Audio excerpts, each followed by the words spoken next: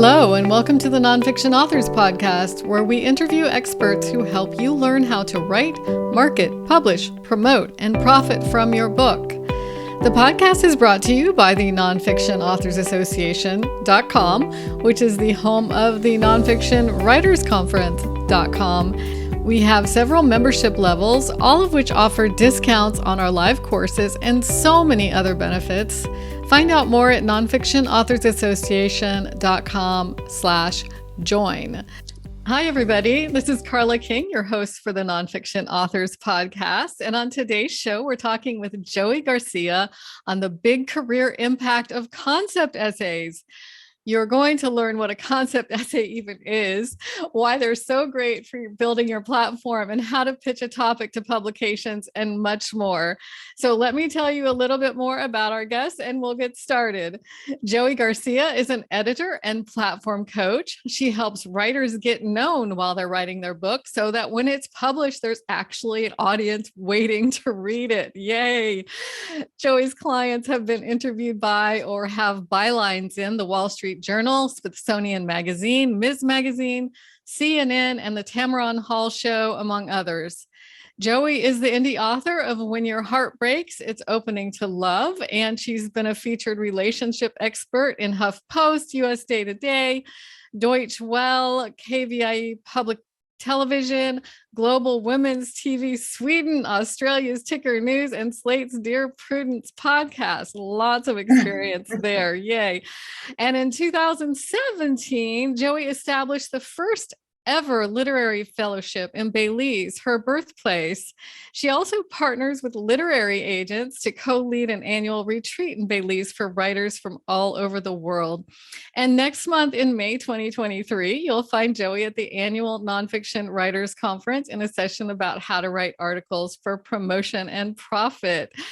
Thank you for being on the podcast, Joey. Oh, I'm thrilled to be here. Thank you for having me. I'm excited to talk about essays. I am too. And let's start with the definition, because the essays I really am familiar with are the old like Ralph Waldo Emerson essays. And now it feels like they're talking about articles and it's really an essay or a story. It's fuzzy to me and probably a lot of people. So can you help us understand what a concept essay actually is? Well, let me start first by saying what a personal essay is. So a personal essay is like a piece of nonfiction that shares an interesting, thought-provoking, entertaining, and sometimes humorous story for readers that's drawn from the writer's personal experience.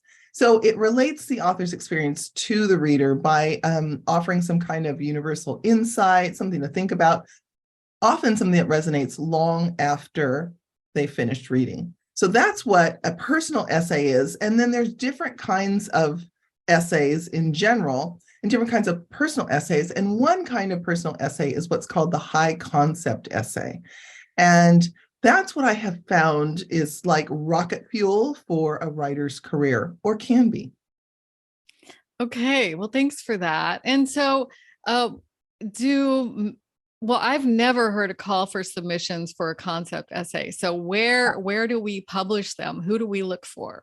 Yeah, so let me first say, so it's high concept, and that actually is drawn from the film industry. So high concept film. So for example, we all know Jaws, right? Jaws was like a blockbuster and still is a very popular film. So when the film Alien with Sigourney Weaver was pitched in Hollywood, it was pitched as Jaws, but on a spaceship, right? So that's high concept. We can understand the concept very quickly.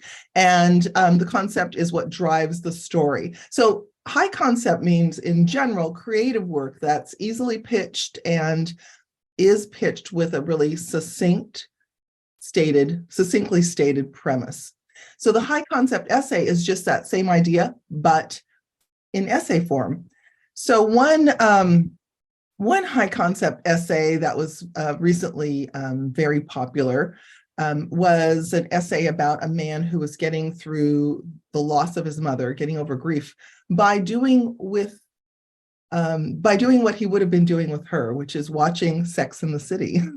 So, that's the idea of a high concept essay, in the sense that it often draws from pop culture, something that's already existing in pop culture.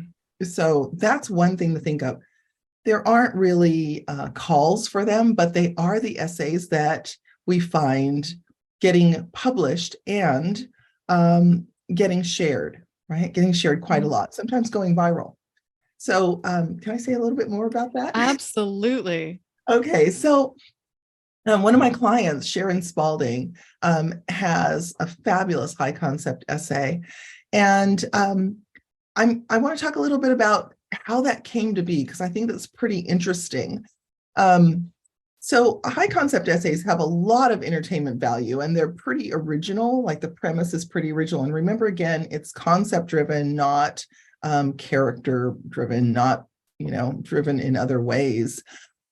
I was watching the Marvelous Mrs. Maisel for the second time, watching the whole thing through. Have you ever seen it? Oh, I have. I love it. I love it, right? Yeah.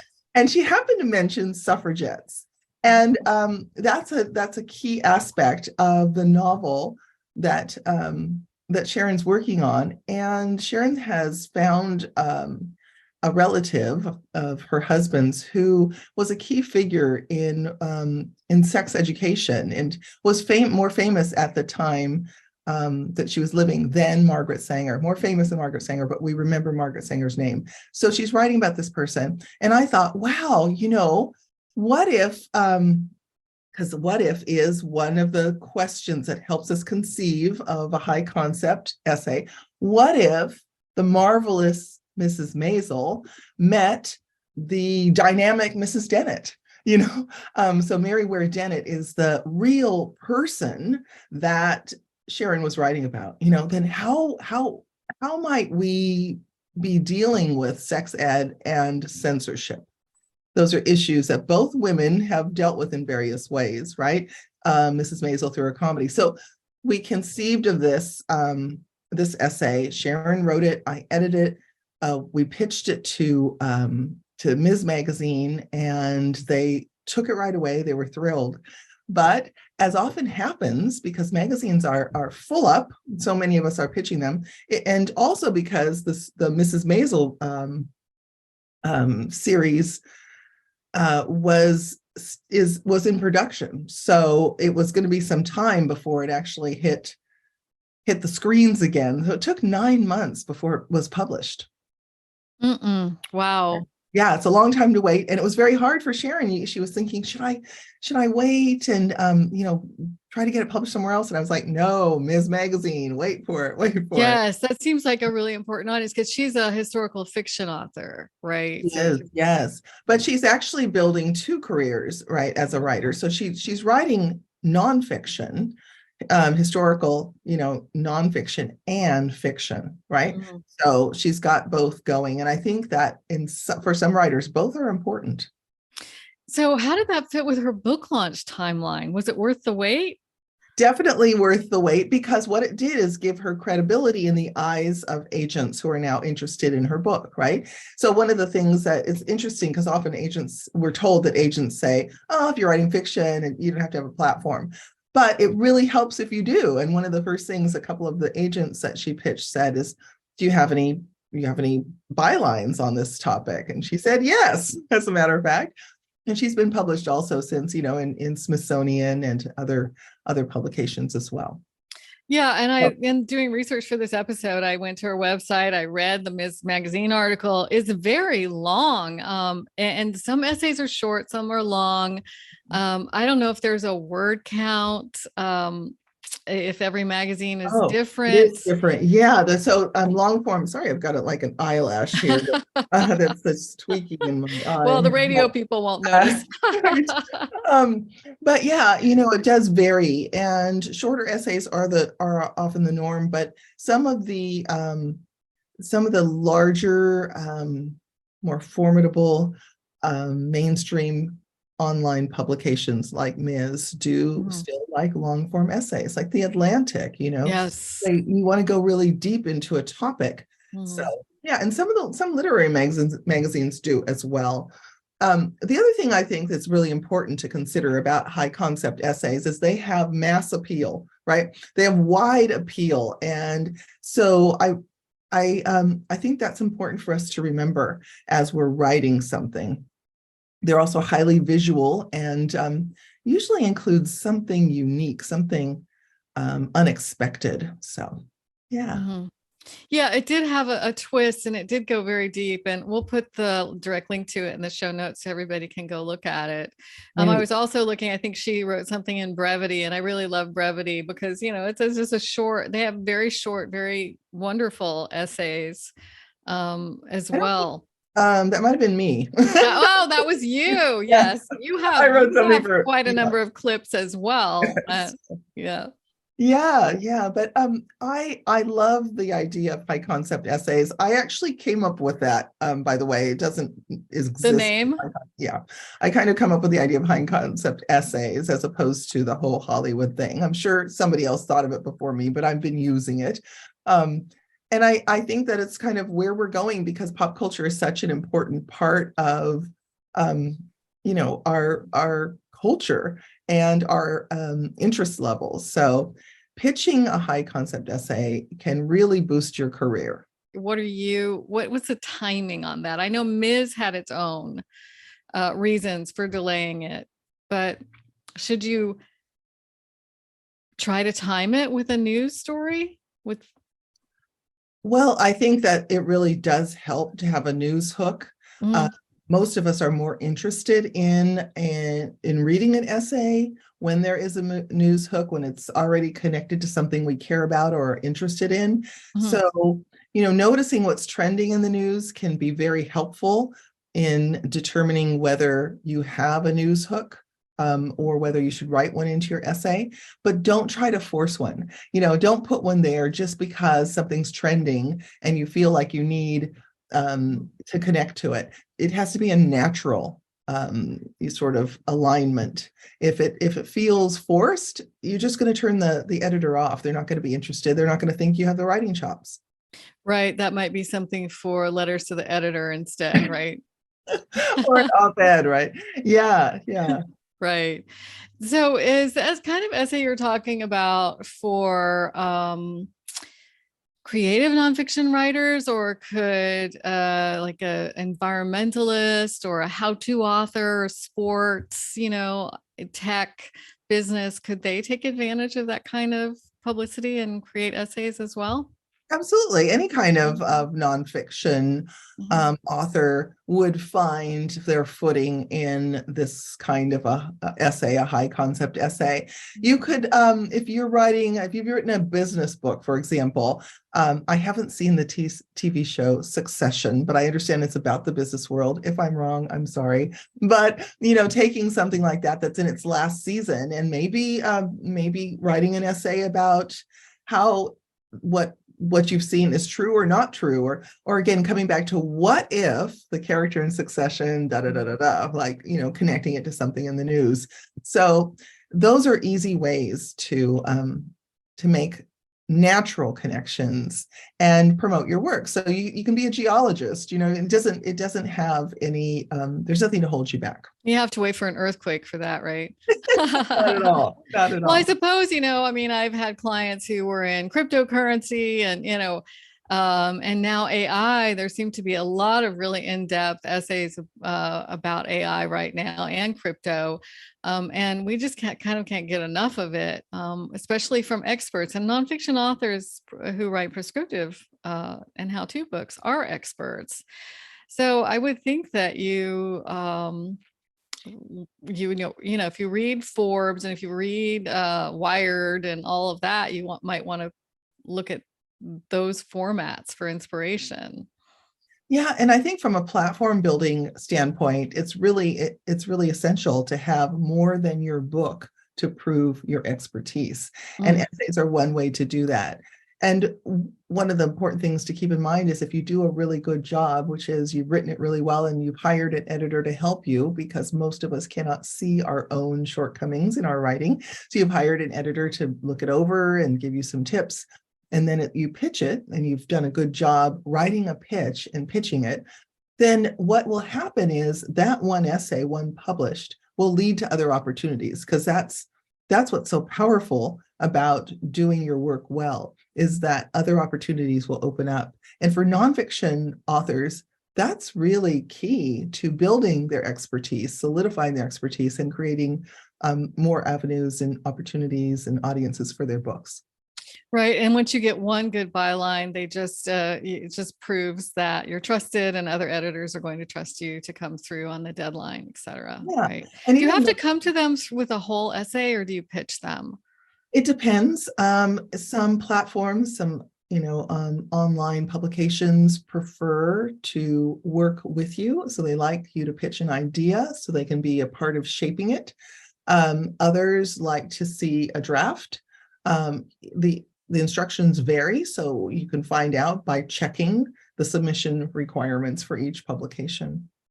Yeah, we should always do that. And what about the format? I mean, I just remember the old, university essays, like there's thesis paragraph and your proof 1 and proof 2 and your conclusion and all of that. Do you see, does that hold true for these kinds of essays as well? Not necessarily, that's more of an academic style essay, and it's preparation for writing in academia. It's not really preparation for writing for mainstream publications, but what we can take from it that is valuable is that there is a need to prove whatever you're saying, whether that's by linking to a valid survey or valid research, something that's done by an organization like the Pew Research Center that actually has ground, in these sort of things, that has standing in these sort of things. So that's I think really important to consider. But in academic writing, we're not encouraged to write about our own experience. And at this time in history, writing about our own experience is one of the key ways that people do build a platform for themselves, right? Mm-hmm. So, that's another way it differs. And I did notice that, in the essays, yours and Sharon's and others that I've read, you tell stories. You don't always tell your own story. You bring in other stories. Yeah, it depends. I think most of what I've written has been my own stories, because I'm really interested in coming to understand myself by writing about my experiences. But I know with clients, when I'm helping them build a platform, it is about solidifying their expertise. And so we might be telling a different story. It might be coming from that essential question, what if? That launches a lot of great essays, and especially high concept essays. Mm-hmm. And I understand they do pay a little bit of money, or sometimes a lot of money. Yeah. It depends on the particular publication, and it may depend on whether your essay is accepted for print or online. But bear in mind that the kind of freelance writing career isn't as easy as it was in the past. It doesn't mean it's still not possible, but it's not quite as easy to be a full-time freelancer. And a lot of publications are inundated by great work to be published, right? Mm-hmm. Great publishable essays. And so the more competition, the less likely that they pay. Mm-hmm. Yeah, I certainly, I made a living as a travel writer one time in my past, and that just is almost impossible now. Yeah, things have really changed. Mm-hmm. Which is, and thankfully I've had enough experience to write books. So that helps a lot.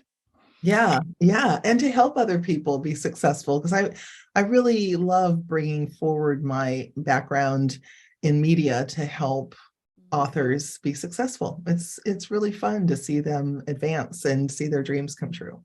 Well, I know. I mean, you've been a media pro and been on TV and radio and podcasts, and so you've rejected plenty, right? I've rejected? What do you mean? You've rejected plenty. I remember when I first met you, you were telling us how you would get pitches for guests, and that's how you learn. I mean, you really know from experience, like what works and what doesn't. And you have a stack of books in your hallway, and yeah. Yeah. Most publications, most TV, radio stations have free-for-all piles or piles of books that have been sent in by publicists or authors and that are just going to the dump because they were not really targeted. They would be sent in and they have nothing to do with the kind of shows we have or Yes. That kind of problem.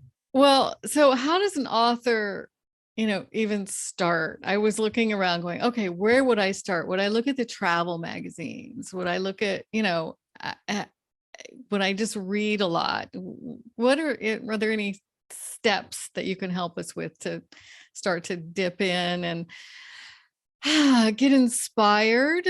Yeah. And, pitch. Yeah. So if you're going to pitch a high concept essay, can we just play it out, you and I? So yes, you're a really seasoned travel writer and a terrific writer. So there's two things, right? Because sometimes people have great ideas, but their writing chops are not there, but they think they are. So that's something you have to be honest with yourself about, but you're there. So let's go with that. So let's look at one of the top shows. It's a sort of a travel show. Unexpectedly, White Lotus, right? They were in Italy and they were in Hawaii and we don't know where they're going next. But so taking a show like White Lotus that is already making all of us salivate for these long, fabulous vacations, and then maybe connecting with some memory that you have of traveling, like, some of the scenarios are really outrageous in White Lotus, but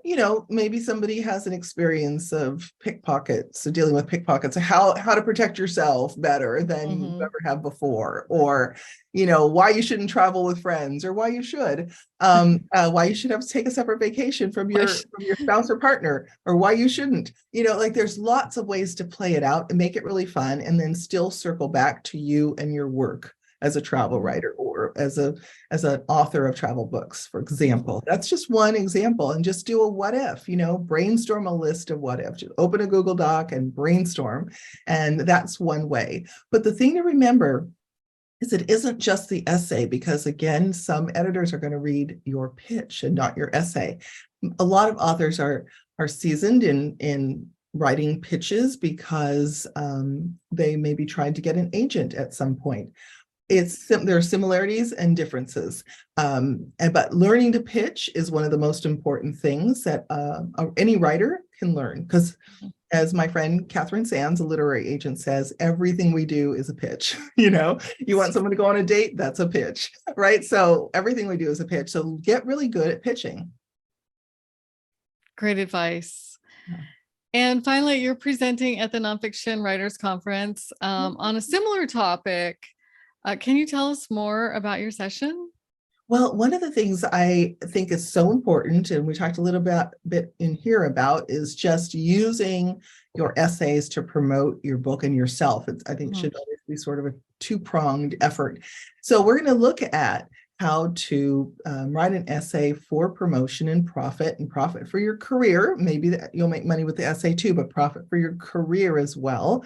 And we'll actually be doing hands-on work. It's more of a workshop, so people have a chance to really come up with good ideas that they can further polish and hone and hopefully, get some traction with. Because that's what's exciting, is actually hearing that somebody has had some success.